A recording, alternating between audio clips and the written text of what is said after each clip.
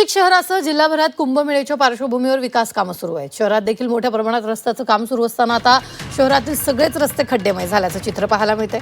या खड्ड्यांमुळे अनेक नागरिकांना कंबरदुखी, पाठदुखीचा त्रास सहन करावा लागतोय। त्याचबरोबर अनेकांचे अपघात देखील या शहरात पडलेल्या खड्ड्यांमुळे झाले।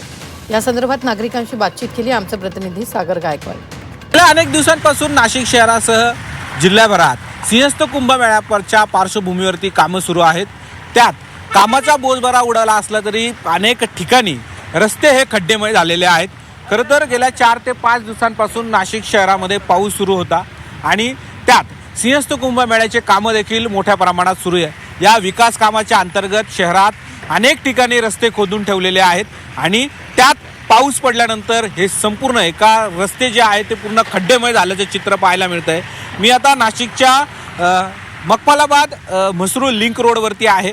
या संपूर्ण रस्त्याकडे जर तुम्ही बघितलं तर हा संपूर्ण रस्ता हा खड्डेमय झाल्याचं चित्र पाहायला मिळतंय। काय या रस्त्यावरती परिस्थिती, काय शहरातले पूर्ण शहर हे खड्डेमय झाल्याचं दिसतं? शहराला गटार करून टाकलेले पर गव्हर्नमेंटने येऊन निदान चेक तरी केलं पाहिजे की एक्झॅक्ट काय होतं इथं। आमचे महापौर काय करताय, फक्त रील काढतायत, नगरसेवक रील काढतायत। एकदा सगळ्यांनी चेक केलं पाहिजे की रस्त्यावर नागरिकांची काय हालत चाललेली आहे। हे खड्डे हे पार नागरिकांची पार लूटमार करून ठेवली या लोकांनी। इथं सत्ताधारी सगळे पक्ष लोक पार इथं सगळे लोक वैतागले, इथले सगळे स्थानिक लोक वैतागले। या खड्ड्यांमध्ये माझ्या काही दिवसापूर्वी माझा ॲक्सिडेंट झालाय, त्या ॲक्सिडेंटमध्ये माझे 2 दात गेलेले। आता काय बोलायचं तुम्हाला? त्याच्यामुळे अक्षरशः माझा पाय तुटल्या गेला या खड्ड्यांमुळे। मी पडून गेलो होतो त्या तिथे, मला 4 लोकांनी उचललं।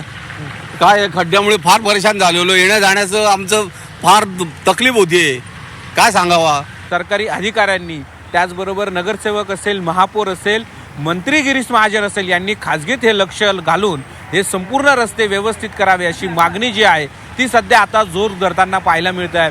तर आता हे नाशिकचे खड्ड्यांवरती आता हे राजकारण आता तापताना पाहायला मिळणार आहे। कॅमेरा पर्सन सोनू भिडेसह सागर गायकवाड, जी 24 तास, नाशिक।